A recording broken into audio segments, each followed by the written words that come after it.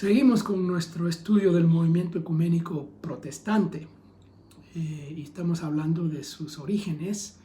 Ya mencionamos los antecedentes que vienen desde el siglo XIX, principios del siglo XIX, y con actividades y organizaciones de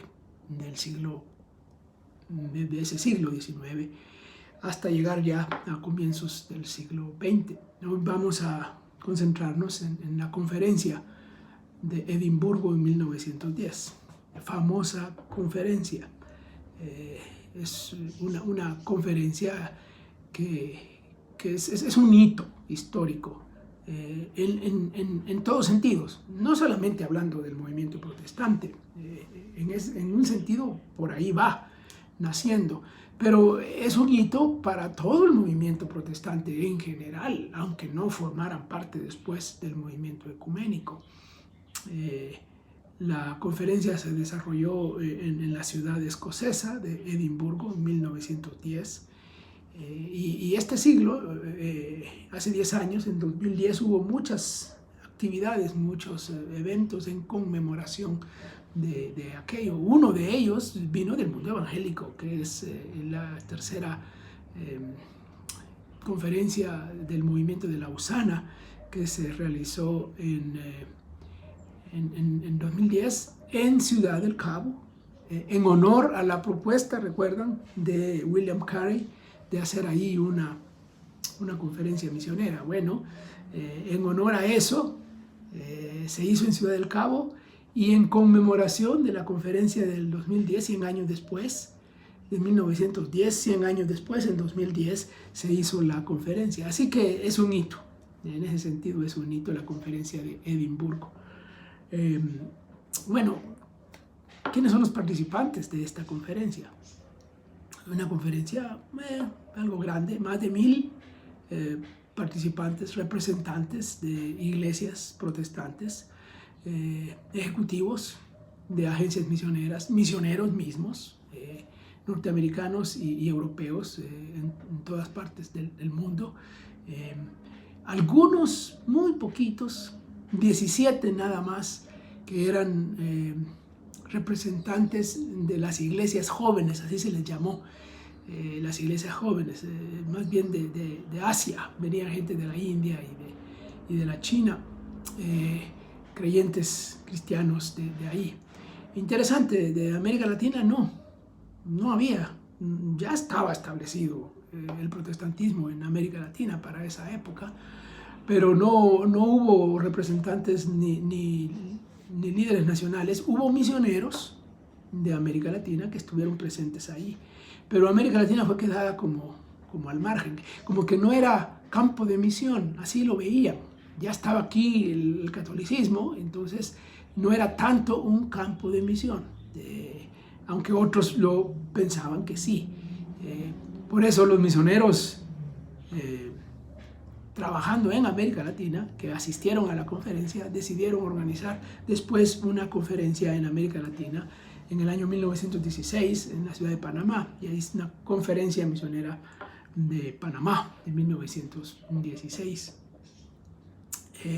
¿Cuál era el tema de esta conferencia? Bueno, la cooperación misionera. Ese era el tema. ¿Cómo trabajar juntos en la misión mundial? Ya había mucho divisionismo, había mucha competencia en el campo misionero de las denominaciones que llegaban a trabajar aisladamente.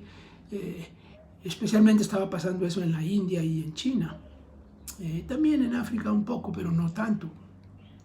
Entonces se estaba dando mal testimonio, digamos, en lugares donde las religiones mayoritarias eran otras, ¿no? Muy distintas. Entonces la idea era cómo trabajar cooperando en la misión. Interesante, ese fue el origen y la razón de ser de esa conferencia. Bueno, ¿qué consecuencias hubo de esa conferencia? Muchas.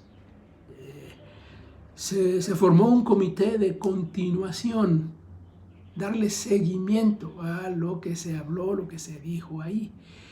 Y se crearon organismos. El Consejo Internacional Misionero fue uno de esos organismos que le iba a dar seguimiento a la cuestión misionera. Pero también se creó una conferencia de fe y orden que tenía que trabajar aspectos doctrinales, teológicos,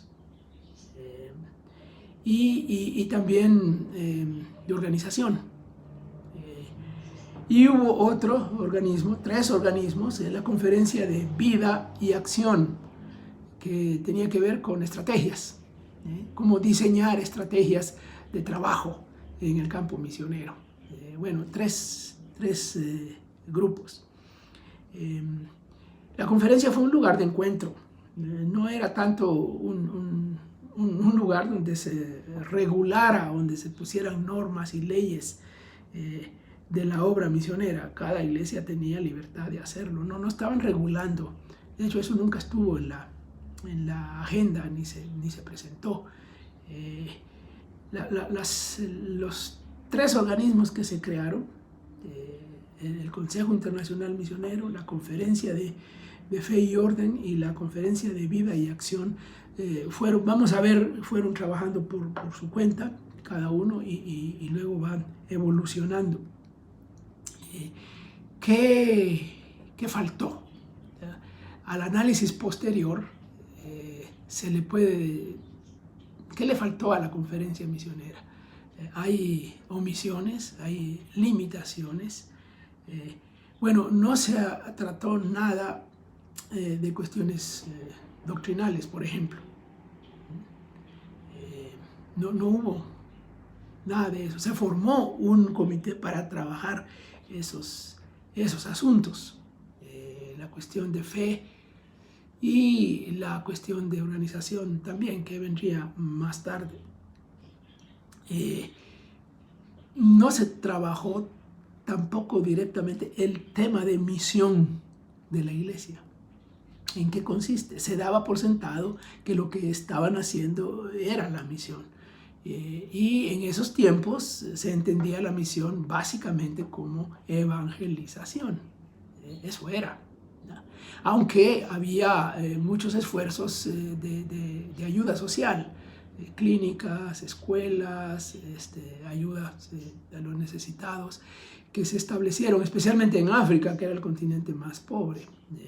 Pero también en India, sí, eso estuvo, pero el tema misión, eso no se discutió, eso se discute más tarde, después. Y el otro problema, ya lo mencioné, el tema de América Latina. América Latina no fue tomada en cuenta, no fue considerada un campo misionero. Entonces, los latinoamericanos no contaban, pues, ni siquiera los misioneros que sí estuvieron presentes y que en cierto modo reaccionaron haciendo su propia conferencia después aquí en América Latina. Bueno, ahí tenemos un resumen de esta conferencia de Edimburgo.